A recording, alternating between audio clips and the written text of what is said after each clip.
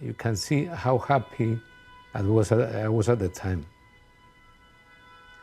This happiness was lost in 1974.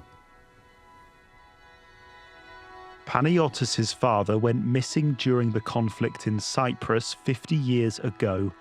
He was just 8 years old. What happened in 1974 definitely was is something that stays in my mind and will stay in my mind until the end of my life. This month it'll be 50 years since Panayiotis' father and thousands of others went missing during violence in Cyprus. Tanks still guard the main junctions in the capital. After over a decade of simmering tension between Turkish and Greek Cypriots, Cyprus's government was overthrown in a coup on the 15th of July 1974. Its organisers wanted to unify the island with Greece. About 4 minutes past 6, and the first of the Turkish troops have landed in Cyprus. 5 days later, Turkey invaded, claiming it was protecting the Turkish Cypriot minority population. By mid-August, Turkey controlled almost 40% of Cyprus. Thousands of people were killed and hundreds of thousands displaced.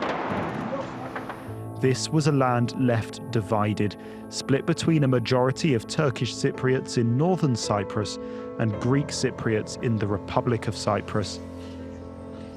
Today, a buffer zone between the two is still patrolled by UN peacekeepers, with Cypriots able to move through guarded crossing points.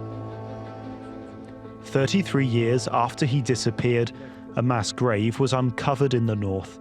Among the remains was the body of Panayiotis' Greek Cypriot father. It was one of the most shocking moments in my life. Would you say that you had some of that hope right up until the moment your father was identified? Yes, yes. My mother never believed that he was dead. Never. Until the time we went to the laboratory, when my father his remains were on the table, together with his personal sort of clothes and other belongings. And this is where we realized that that was the end of the hope.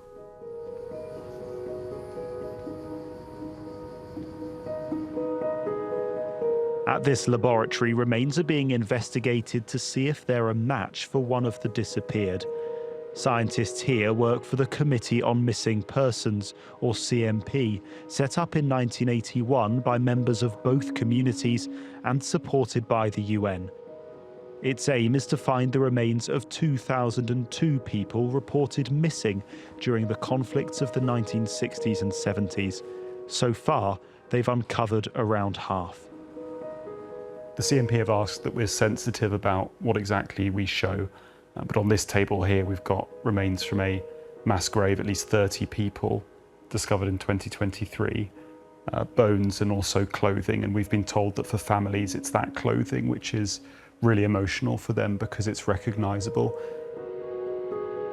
Once you see the remains, you don't actually recognize your loved one.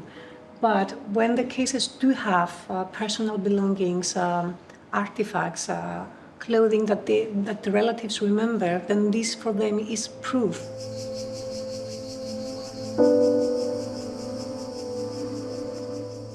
In Nicosia, Cyprus's capital, barrels and barbed wire mark the edge of the UN buffer zone, dividing north from south. And on the Greek Cypriot side, a striking war memorial dedicated to those who died and those who are missing. There are hundreds and hundreds of names listed here, and this memorial is just to the Greek Cypriot missing. Over 2,000 people disappeared during the 1960s and 70s, which for an island so small is absolutely staggering. The CMP say the remains of over 1,000 missing people from both sides have been recovered and identified, but almost 1,000 remain lost. At a cafe in Nicosia's buffer zone, I met Shemi Bora, a Turkish Cypriot whose father is one of those still missing. I missed him all my life, going to football matches or going here and there for dinner or whatever, without a father. was not easy. For over 60 years, Shemi's wondered what happened to his father, who vanished during sectarian violence in 1963. His remains have never been found. You go home, coming with a feeling, do you think my father will come today? Oh no, not again. I mean, you go through that every day. I wish we had life together, but this is what happened. And at least we want to learn about his faith. I mean, what happened? Where are the remains? Find them. That will give us relief, at least. Yeah.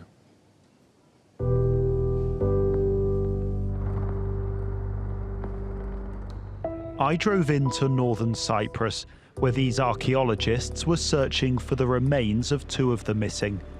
Bringing closure to people like Shemi is the reason they're here.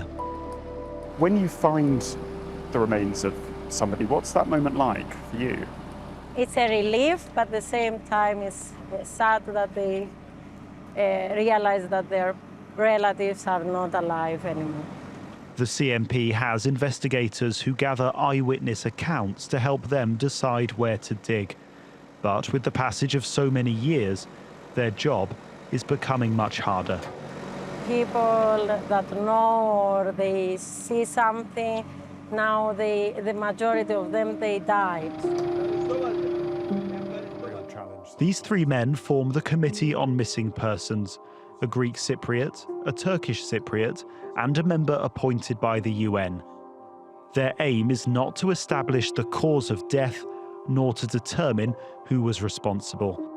Their only goal is to reunite families with the remains of their loved ones. There might be people who would say it's really important that there is justice, there is accountability.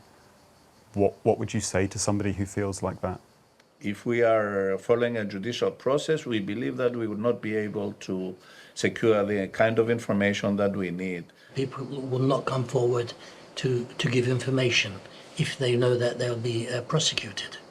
What lessons can be drawn from the work the CMP does in Cyprus that can then be applied to other post-conflict societies, do you think? If you insulate the problem of missing persons from the politics, things become possible. The recommendation to other countries is you really need to start speaking, talking and exchanging information as quickly as possible. Panagiotis can now visit the grave of his parents every week. He believes that in death they have been reunited after decades of forced separation. And there's a picture of your mother up there Yes, as well. it's the picture of my father and my mother, who's also buried here. So it's the least that we can do to these people. It's the dignity of the people and the relatives. So that's why it's very important that we try and find the remaining missing people as soon as possible. For decades now, this front line has been silent, but Cyprus remains split, a peace agreement never reached. Finding the remains of its missing won't resolve the political divisions here, but perhaps by bringing closure to families on both sides, it can reduce the pain carried by so many for so long.